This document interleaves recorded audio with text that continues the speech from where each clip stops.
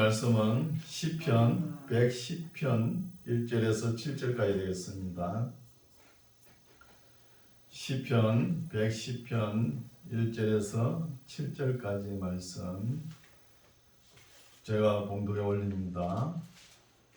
110편 1절 여호와께서 내 주에게 말씀하시기를 내가 내 원수로 내 발등상 되게 하기까지 너는 내 우편에 앉아라 하셨도다.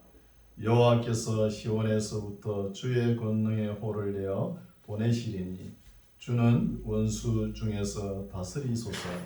주의 권능의 날에 주의 백성이 거룩한 옷을 입고 절거히 헌신하니 새벽 이슬 같은 주의 청년들이 주께 나오는도다. 여호와는 명시하고 변치 아니하시리라. 이르시기를 너는 멜기세덱의 반차를 쫓아 영원한 제사장이라 하셨도다. 주의 우편에 계신 주께서 그 노하시는 날에 열왕을 쳐서 파하실 것이라. 열방 중에 판단하여 시체로 가득하게 하시고 여러 나라의 머리를 쳐서 파하시며 길가의 시냇물을 마시고 인하여 그 머리를 드시리로다. 아멘. 할렐루야. 네, 반갑습니다. 오늘 날씨가 화창하네요. 오늘도 예배 드릴 때 하나님 듣는 마음을 주시옵소서, 깨닫는 마음을 주시옵소서, 보는 눈을 주시옵소서, 이런 마음으로 예배를 드려야 됩니다. 그러면 하나님께서 귀한 말씀으로 우리의 삶 속에 역사하실 줄 믿습니다. 오늘 말씀 제목은 주의 우편에 계신 주라는 제목으로 은혜 받고자 합니다. 110편 1절 보면은 여호와께서 내 주에게 말씀하시기를, 이런 말씀을 다윗이 기록했다는 거예요. 다윗의 시대. 근데 이 말씀을 가지고 신약 시대에 유대인들이 예수님한테 시비를 거는 거예요. 그럼 시비 걸만하죠. 간단하게 읽으면 모르죠. 다시 읽을게요. 여호와께서 다윗이 여호와께서 내 주에게 말씀한다는 거예요. 예수님께서 그 유대인들에게 바리새인과 사두개인들 질문을 하지 않습니까? 메시아가 어디서 올 것이냐 하면 다윗의 자손으로 옵니다, 이렇게 이야기하잖아요. 근데 여기에는 내 주에게 말씀한다는 거예요. 그러면 이것이 도저히 유대인들에게는 이해가 안 가는 거예요. 메시아가 다윗의 자손으로 오는데 왜 다윗이 주라고 칭하느냐는 거예요.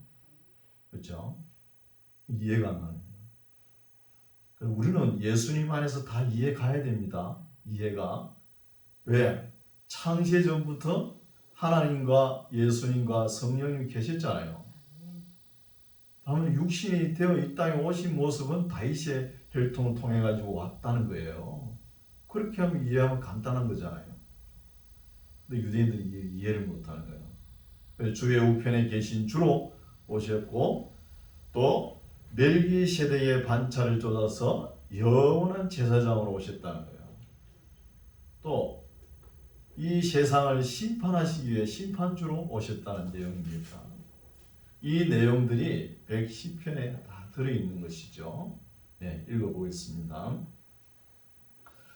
여호와께서 내 주에게 말씀하시기를 내가 내 원수로 너 발등상 되게 하기까지 너는 내 우편에 앉아라 하셨다. 누구 보고? 예수님 보고. 그러니까 오늘 설교 제목이 주의 우편에 계신 주가 맞는 것이죠. 이거는 아주 신묘막적한 신비에 속한 것이요. 다윗이 이걸 어떻게 깨달았겠습니까? 신비에 속하죠. 신비에. 하나님께서 가르쳐 주지 않았다고는 이런 그 말씀을 기록했겠습니까? 그렇죠? 그래서 너는 내 우편에 앉으라 하셨도다. 주의 우편에 계신 주 예수 그리스도를 나타낸 거예요. 2절 여호와께서 시온에서부터 주의 권능의 호를 내어 보내시리니 주는 원수 중에서 다스리소서. 주의 권능의 날에 주의 백성이 거룩한 옷을 입고 절거히 헌신하니 새벽 이슬 같은 주의 청년들이 죽게 나오는도다는 거예요. 좀 죽게 나오는 것이죠. 4절 여호와는 맹세하고 변치 아니하시리라. 이르시기를 너는 멜기세덱의 반차를 쫓아 영원한 제사장이라 하셨도다는 거예요. 누구 보고? 예수님 보고. 멜기세덱의 반차를 쫓아서 영원한 제사장으로 오신다는 것이죠.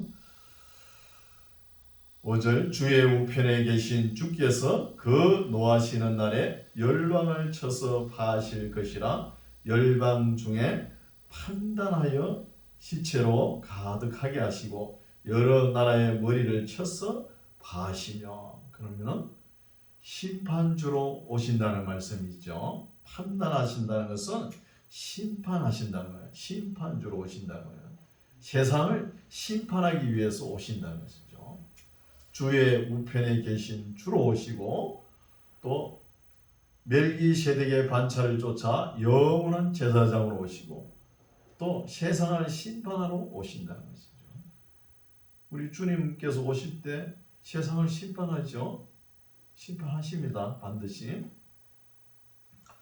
7절 길가의 시냇물을 마시고 인하여 그 머리를 드시리로다. 이제 111편은 누가 기록했는지 안 적혀 있죠. 제목에. 그래서 쭉 읽어보면 다윗이 기록한 것 같기도 하고 그래요. 111편부터 116편 보면은 읽어보겠습니다.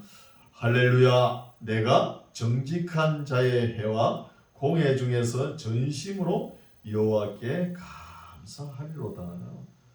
공식 선상에서 하나님을 찬양하는 것이죠. 하나님을. 2절 여호와의 행사, 하나님의 역사죠. 행하신 일, 행사가 크시니 이를 즐거워하는 자가 다 연구하는도다. 그럼 하나님을 연구하는 게 아닙니다. 또 착각할 수 있어요. 하나님을 연구하는 건 아니고 하나님의 행사 뭐죠? 구구절절 하나님의 심정을 기록해 놓은 성경책이 있죠. 그렇죠? 하나님의 말씀과 하나님의 계시와 하나님께서 행하신 일, 역사, 행사를 연구하는 거예요. 하나님을 연구하는 것이 아니죠. 부지런히 하나님의 말씀을 연구해가지고 왜 이 말씀이 그 시대에 필요한 것인지 또 현 시대에까지 필요한 것인지 그것을 파악해가지고 우리의 선한 양심에 심어야 되는 거예요. 심어가지고 믿음으로 살아야 어렵다고 칭찬받는 것이죠. 인정받는 것입니다. 여호와의 행사가 크시니 이를 즐거워하는 자가 다 연구하는도다. 그 행사가 존귀하고 의미하며 그 의가 영원히 있다는 거예요. 프란시스 베이컨이 철학을 까작까작 하다 보면 무신론이 된대요. 여러분 철학이든 과학이든 모든 종교도 하여튼 이 세상에 있는 모든 학문을 뚫고 나가면 반드시 하나님을 만날 수 있는 거예요. 여러분 철학을 계속 해보세요. 바르게 정통으로 했다 그러면 신학으로 넘어가는 거예요. 신학으로. 그만 대충 하니까 하나님을 모르는 거예요. 하나님을. 그래서 우리 하나님께서 태양 하나로 엄청난 일을 많이 하시거든요. 농사부터 모든 것이 태양 없이는 되는 게 없는 거예요. 보면은 엄연하게 보면은 아니 빛을 주고 물도 다 태양으로 하잖아요. 바닷물을 땡겼다 내렸다가 그거 누가 하는 거예요? 태양이 하는 거예요. 태양 하나가 하는 일이 엄청난 거예요. 그래서 우리는 부지런히 성경과 하나님의 역사와 과학을 공부해야 되는 거예요. 공부하고 연구해야 돼요. 이 모든 것이 하나님의 창조의 솜씨라는 거예요.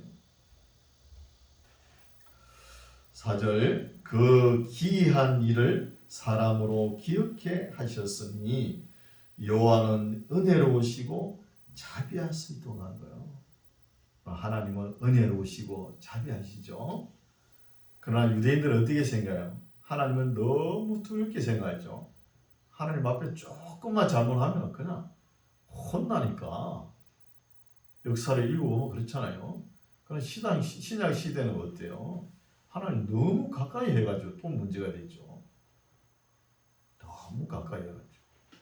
그래서 하나님을 경외할 때는 떨며 절구하며 경외해야 되는 거예요.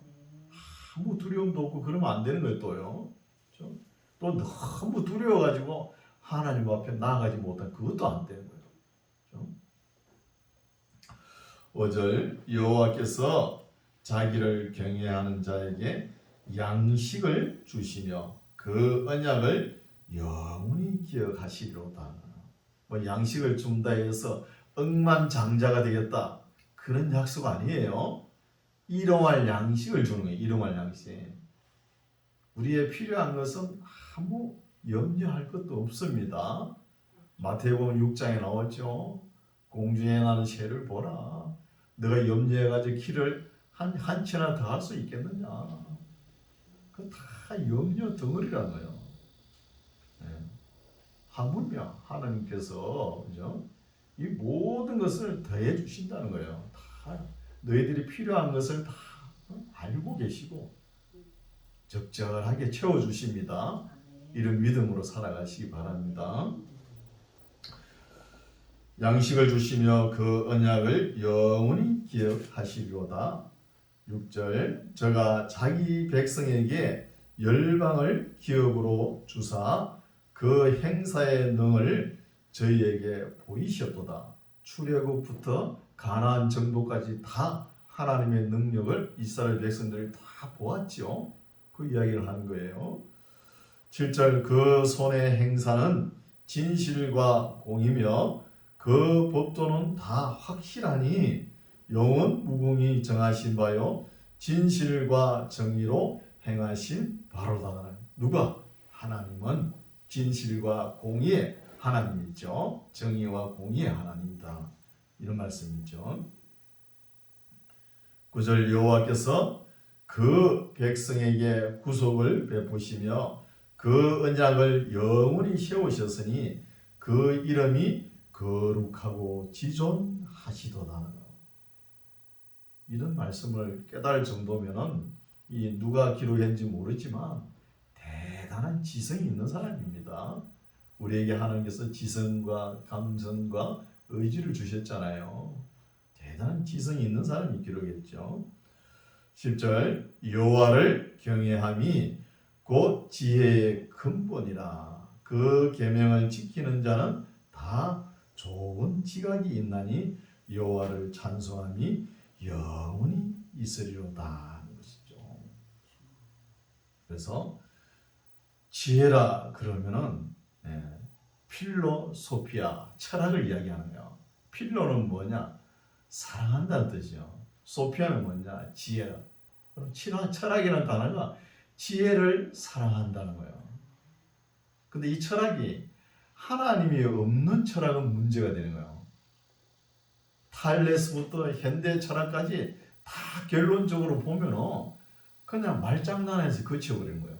하나님을 찾지 못하는 그런 결론에 도달하는 것이죠. 그래서 여호와를 경외함이 곧 지혜의 근본이라는 거예요. 아무리 철학을 해도 하나님을 경외할 줄 모르는 철학은 아무 소용이 없는 거예요. 지혜를 사랑한다 그러면서도 필로소피아 그러면서도 하나님을 모르면 아무것도 아니라는 것이죠. 그 하나님의 계명을 지키는 자는 다 좋은 지각이 있다는 거예요. 여러분 우리가 하나님의 계명을 다 지킬 수 있습니까? 지킬 수 없죠. 지킬 수 없으니까 믿음이라는 단어를 주셨잖아요. 하나님께서 지킬 수 없으니까.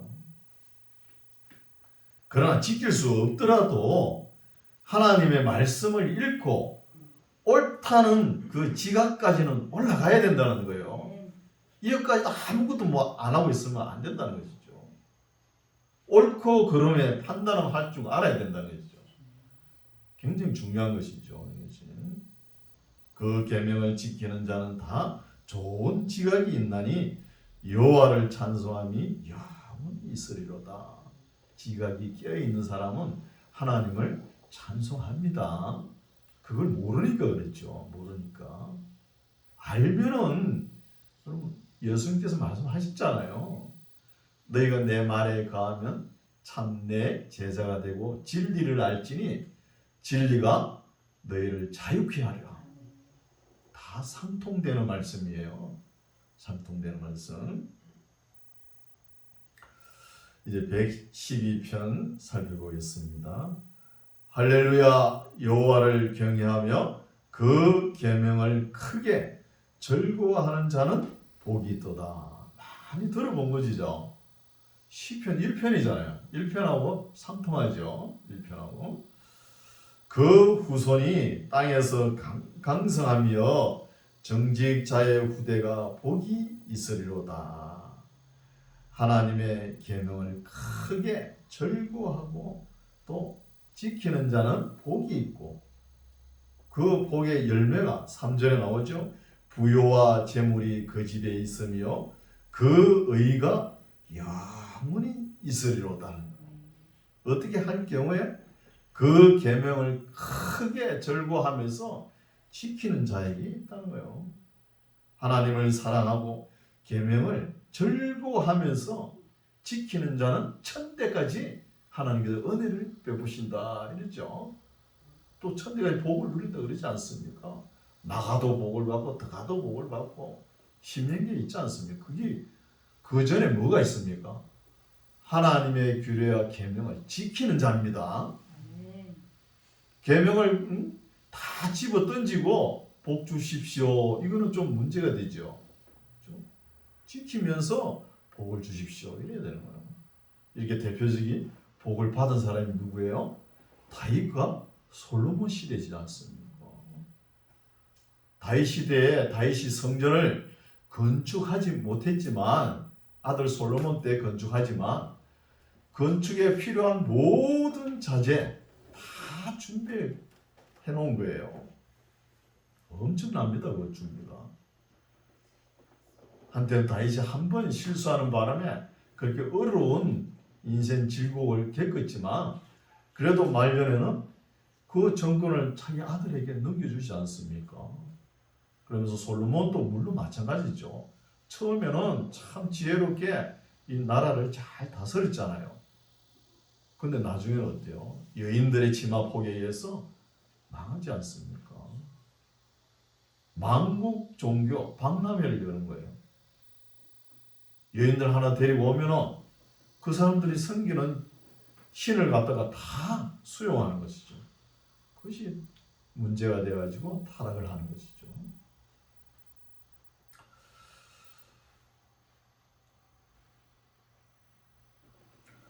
4절 정직한 자에게는 흑암 중에 빛이 일어나나니 그는 어질고 자비하고 어려운 자로다 하는 거예요. 여러분 삶은 정직해야 되는 거예요. 그리스도인은 항상 정직하고 수단과 방법도 가려야 됩니다. 깨끗하게 성실하게 이렇게 일을 해야 되는 거예요. 그렇게 해나가면 IMF나 지금 코로나 시기에 남이 안 될 때 잘 되게 해주는 거예요. 그럼 기업도 마찬가지입니다. 기초가 튼튼하고 부실이 없고 그 노조가 아예 없는 게 더 좋아요. 그 노조 영국 보십시오. 그 강성 노조 해가지고 기업주가 조그마한 이득을 남기면 그 다음에 전부 다 나눠먹기 합니다. 다 나눠버려요. 다 나눠버리니까 기업주는 아무 이윤도 없는데 기업하려고 그럽니까? 그러니까 다 망해버리는 거예요. 다 나눠먹으니까. 강성노조 이것도 문제 있습니다. 그래서 정직한 자에게는 흑암 중에 빛이 일어나나니 그는 어질고 자비하고 어려운 자로다. 5절 은혜를 베풀며 꾸이는 자는 잘 되나니 그 일을 공의로 하리로다. 구워주는 자는 잘돼. 구워주기 전에는 어때요? 좀 모아야, 좀 여유가 있어야 구워주죠. 그러니까 열심히 저축하고 이래야 되는 거예요. 뭐 푼돈에다 가서 확 써버리고 이러면은 가진 게 없잖아요. 열심히 모을 때는 모으고 또 쓸 때는 참 부럽지 않게 써야 되는 거예요. 6절 저가 영영이 요동치 아니하며 의인은 영원히 기념하게 되리로다.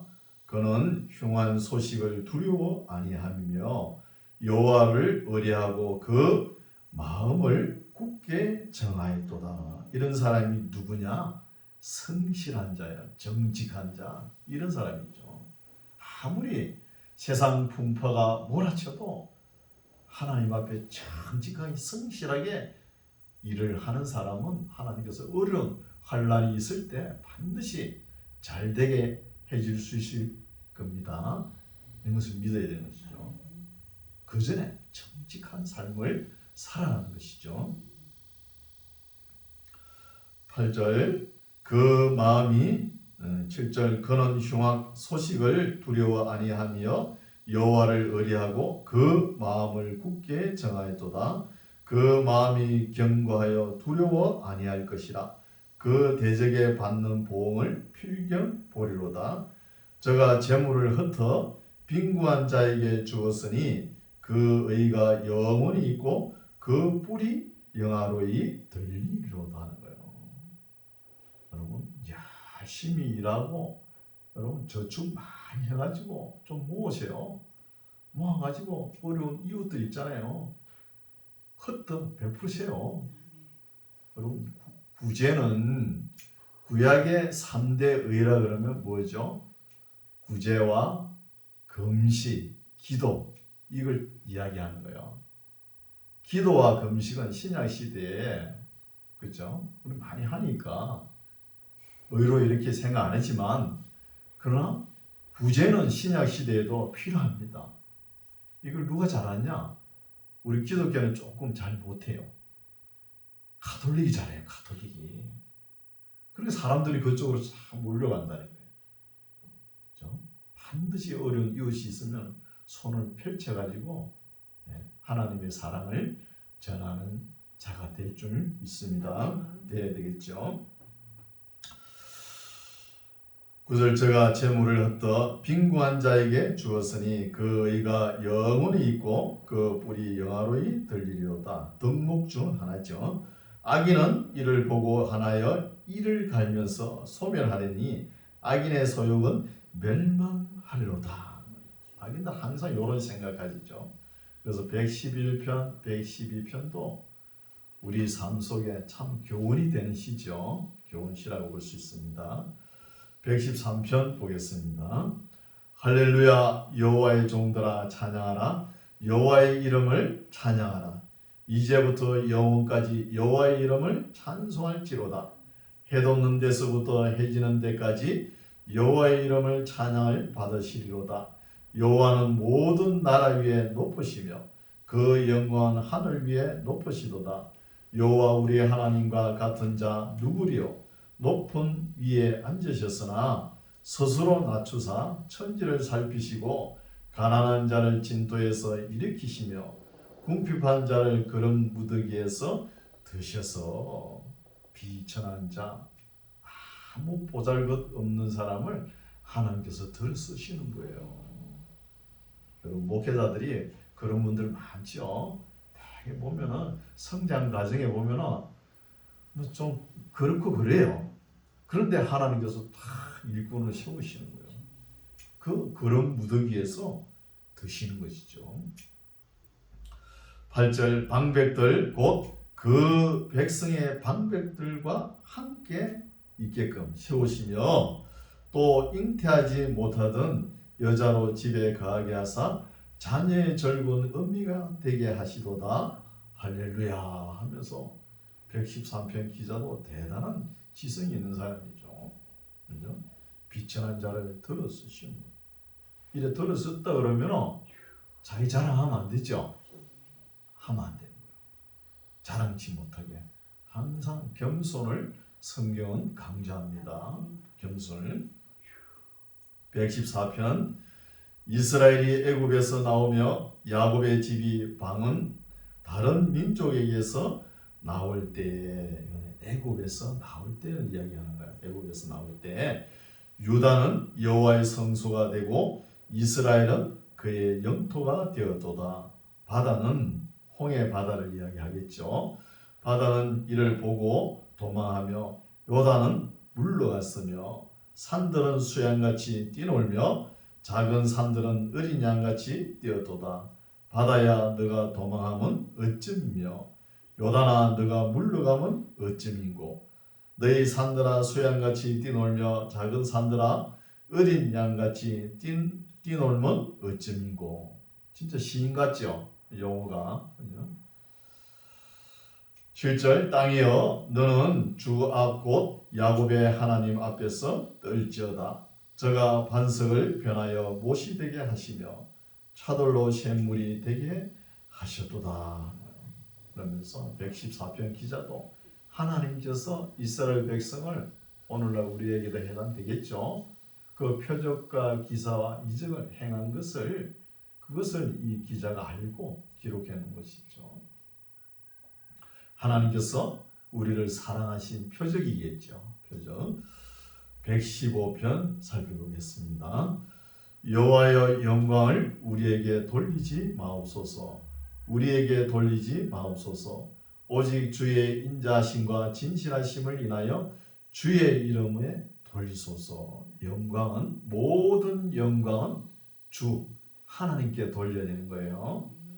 내한테 돌리면 내가 다 받으면 안 되잖아요. 우리는 우리의 모든 것은 예수님께로 다 몰렸죠. 예. 그러니까 우리는 자랑할 게 없어야 돼요. 2절 어찌하여 열방으로 저희 하나님이 이제 어디 있느냐 말하게 하리까. 오직 우리 하나님은 하늘에 계셔서 원하시는 모든 것을 행하셨나이다. 저희 우상은 은과 금이요 사람의 수공물이라는 거예요. 오늘날도 이런 말씀을 모르니까 온 산에다가 우상을 모셔놓고 다고다고 빌고 있잖아요. 마을 입구에는 성황당 있고 그죠? 용왕신을 섬기고 온갖 잡신.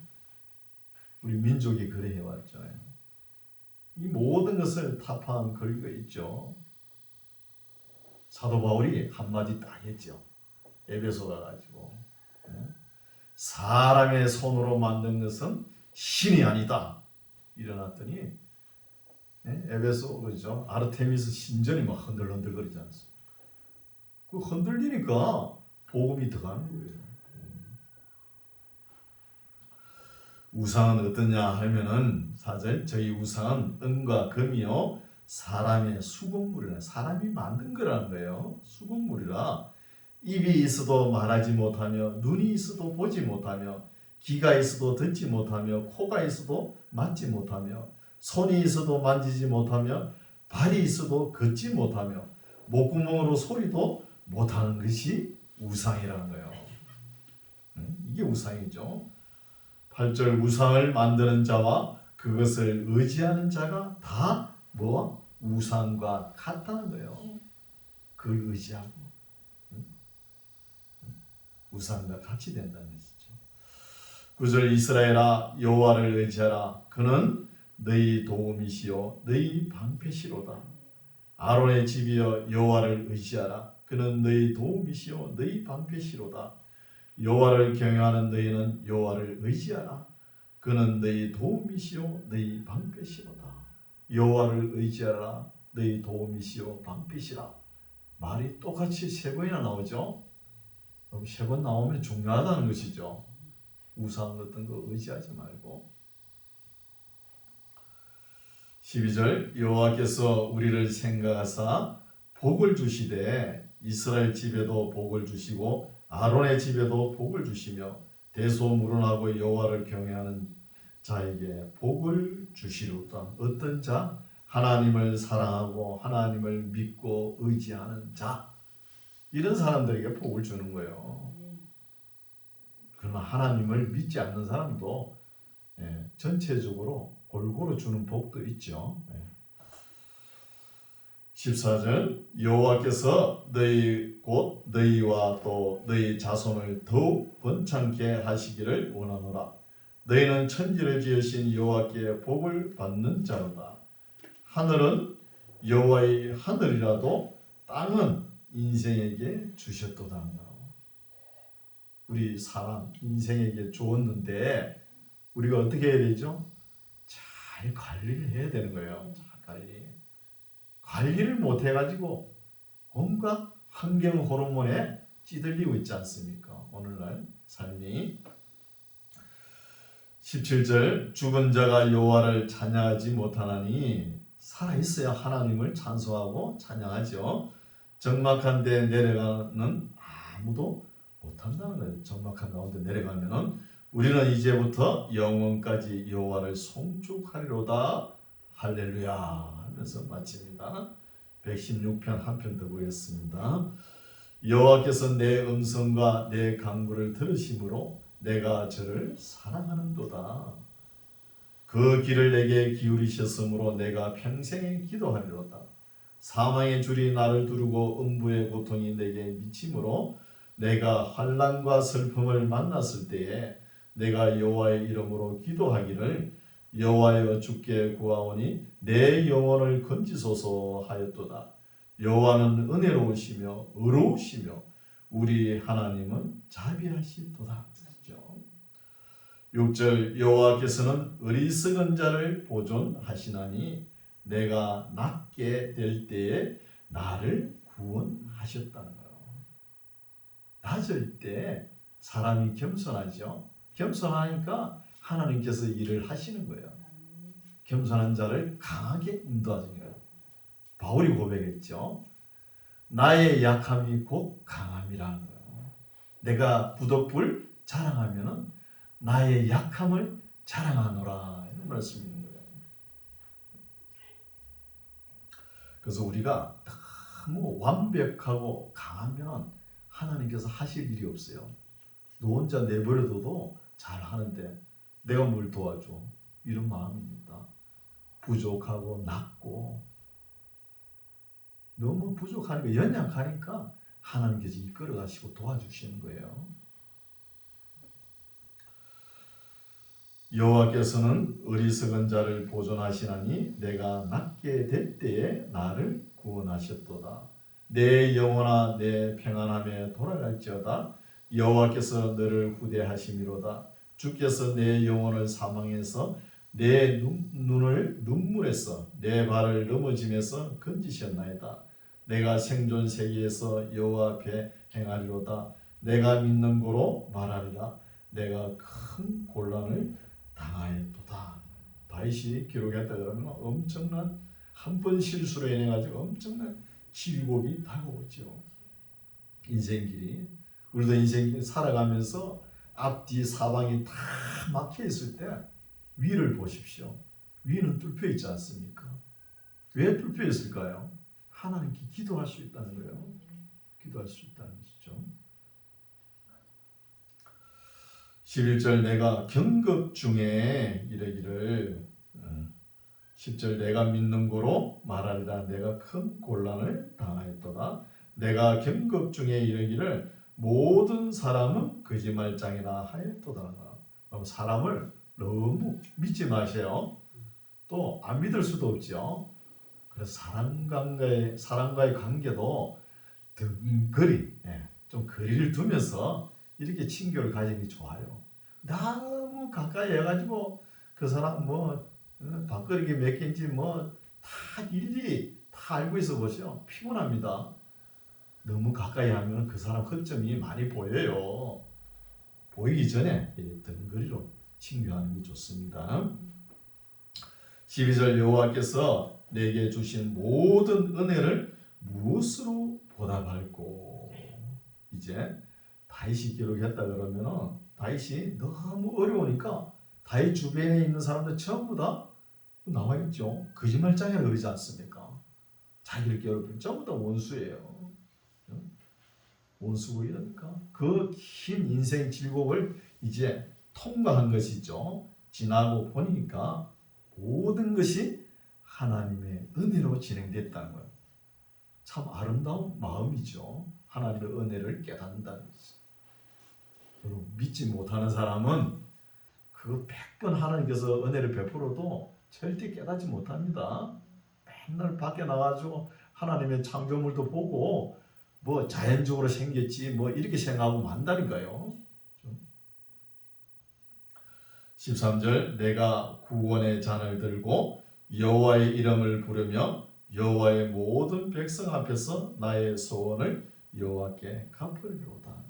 이제 내가 인생길에 사방이 다 막혀 있는데 위를 보니까 뚫려 있으니까 기도했더니 하나님께서 나를 사랑하시니까 은혜를 베풀어 주셨다는 것을 깨닫고 이제는 하나님 앞에 소원한 거 이것도 이제 갚아 나간다는 거예요.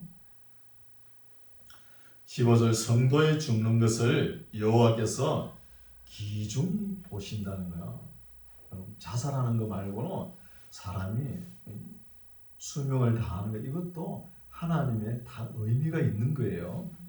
의미가 있습니다. 다 뭐 슬퍼하거나 노여할 필요 없어요. 16절 여호와여 나는 진실로 주의 종이요 주의 여종의 아들 곧 주의 종이라 주께서 나의 결박을 푸셨나이다. 내가 주께 감사제를 드리고 여호와의 이름을 부르리이다. 내가 여호와의 모든 백성 앞에서 나의 소원을 여호와께 갚을지라. 예루살렘아 내 가운데서 여호와의 전정에서 내가 갚으리로다. 할렐루야.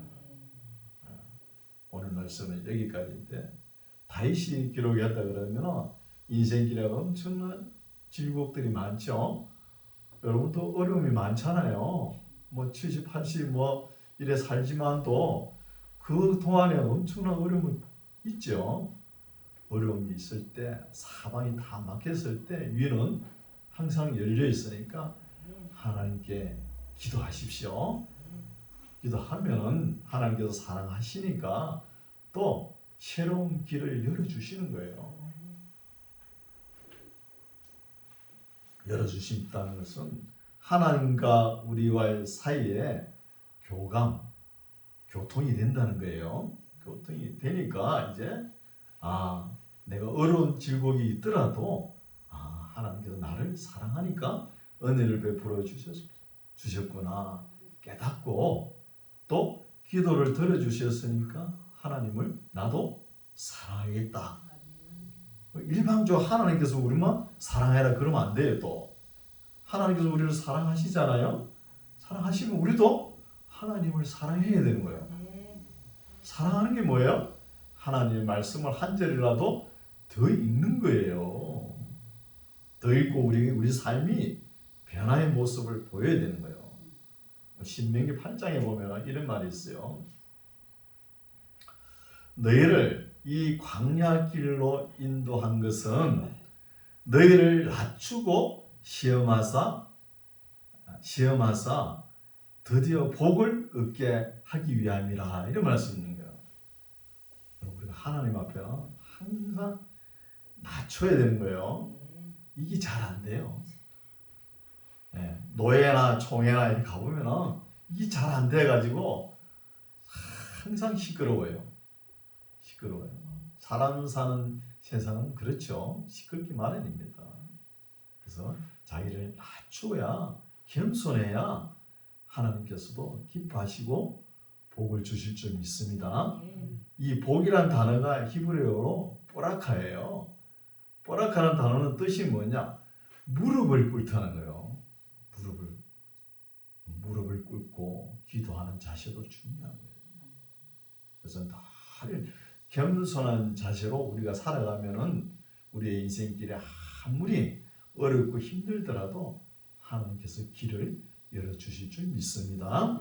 이런 믿음으로 살아가시기 바랍니다. 기도하겠습니다. 하나님 아버지, 오늘은 다윗의 신앙적인 시와 또 다른 교훈시를 살펴보았습니다. 하나님의 계명을 절구하고 의뢰하여 정직한 삶을 살아서 환난 날의 고아와 가부를 보살피고 자기를 지켜 세속에 물들지 않게 경건한 삶을 살아가게 하옵소서. 세상 사는 동안에 여유가 있으면 하나님의 이름으로 아름답게 나누는 우리의 삶이 되게 하옵소서. 예수님 이름으로 기도드립니다. 아멘.